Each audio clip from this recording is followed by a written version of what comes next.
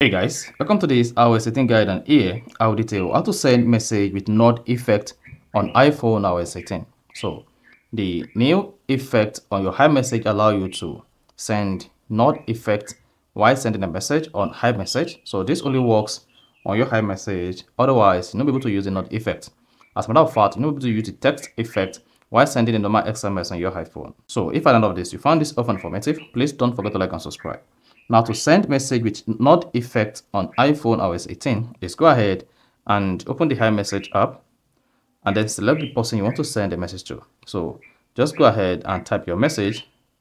So I'm going to say this is a new text effect, a new text effect on iPhone. So now to send a nod on this message, just highlight the part of the message where you want the nod to take effect. You can also highlight the entire message. Once highlighted, you're gonna see this menu comes up, then locate text effect and click on it. If text effect is missing, that shows this person is using SMS and you cannot use iMessage.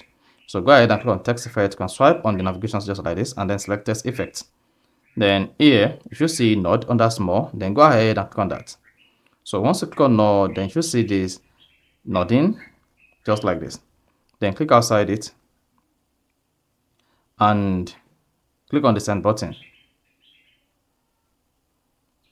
Once you hit the send button, if this user is using iOS 18 with the nod effect, the person will be able to receive the message nodding. So that is basically how to send message with nod effect on iPhone iOS 18. So if you found this often informative, please don't forget to like and subscribe.